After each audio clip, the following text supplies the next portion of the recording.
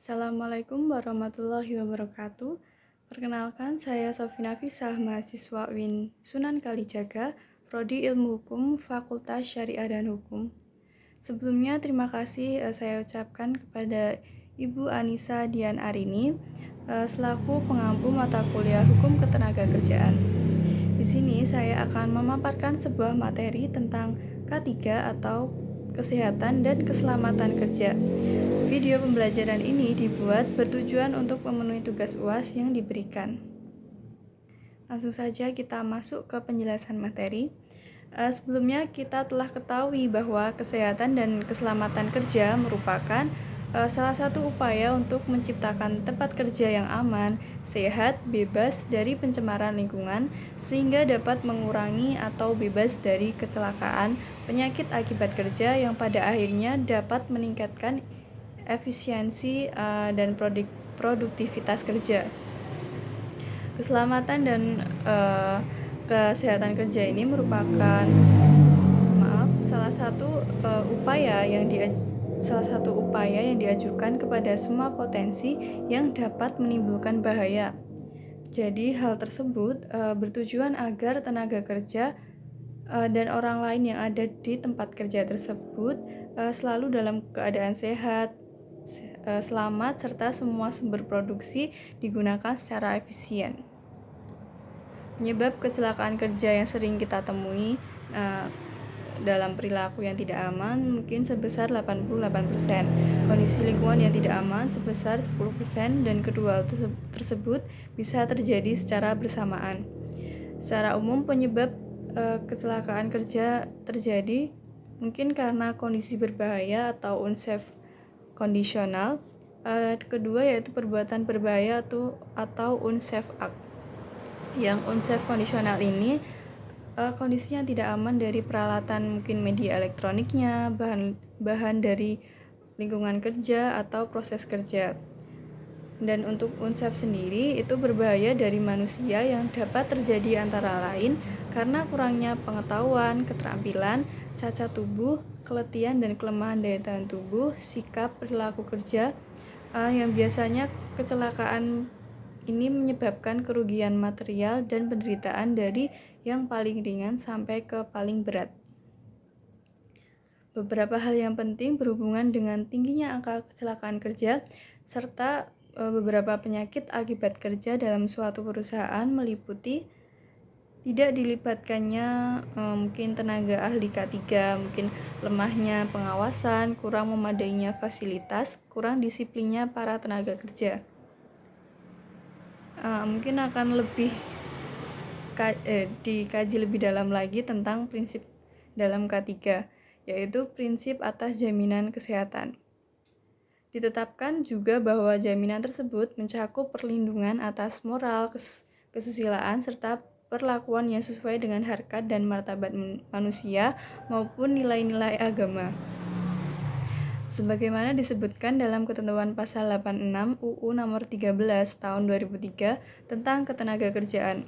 Selanjutnya hak tersebut dijamin kesamaan pelaksanaan dan kesempatan perolehannya tanpa diskriminasi atas dasar apapun, baik kepada pekerja yang memiliki status pekerja tetap, kontrak harian, casual, pekerja labor supply, dan pekerja lainnya.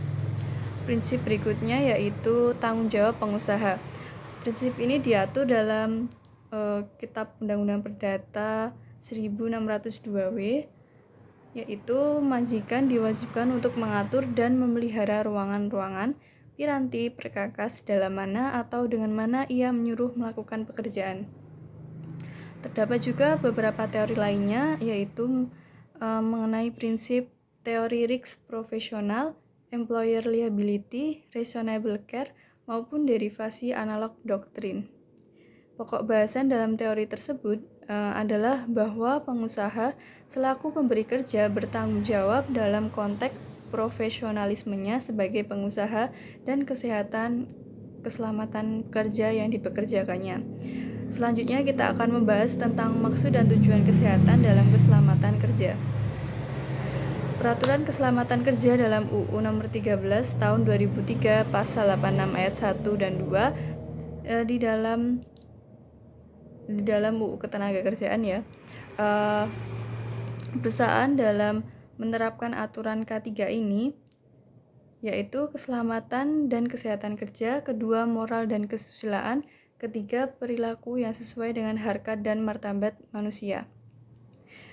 Untuk ayat yang kedua yaitu berisi tentang keselamatan dan kesehatan kerja yang selanjutnya disingkat K3 adalah segala kegiatan untuk menjamin dan melindungi keselamatan dan kesehatan tenaga kerja melalui upaya pencegahan kecelakaan kerja dan penyakit akibat kerja. Hak dan kewajibannya yaitu dalam konteks hubungan kerja, kewajiban para pihak berlangsung secara timbal balik. Untuk itu, jika terjadi pelanggaran kewajiban yang telah diatur peraturan perundang-undangan atau perjanjian kerja, masing-masing pihak dapat menuntut pihak lainnya, dan pada dasarnya hubungan kerja merupakan hubungan yang mengatur atau memuat hak dan kewajiban antara pekerja dan perusahaan. Hak tersebut terdiri dari hak pengusaha dan kewajiban pengusaha. Untuk hak pengusaha sendiri, yaitu majikan berhak atas penuhnya hasil dari pekerjanya. Kedua, majikan berhak atas ditaatinya aturan kerja oleh pekerja. Ketiga, berhak atas perlakuan yang hormat dari pekerja. Keempat, berhak melaksanakan tata tertib kerja yang dibuat oleh si majikan tersebut. Kewajiban yaitu memberikan izin kepada pekerja untuk istirahat, dilarang mempekerjakan lebih dari 7 jam. Ketiga, tidak boleh mengadakan diskriminasi upah laki-laki dan perempuan. Jadi tidak boleh dibedakan ya, harus fair. D. Perusahaan yang mengerjakan 20 orang karyawan atau lebih wajib memuat peraturan perusahaan. Untuk kewajiban pekerja yaitu di dalam melaksanakan hubungan industrial, pekerja dan serikat pekerja memiliki fungsi menjalankan pekerjaan sesuai dengan kewajibannya, menjaga ketertiban, dan menyalurkan aspirasi secara demokrasi.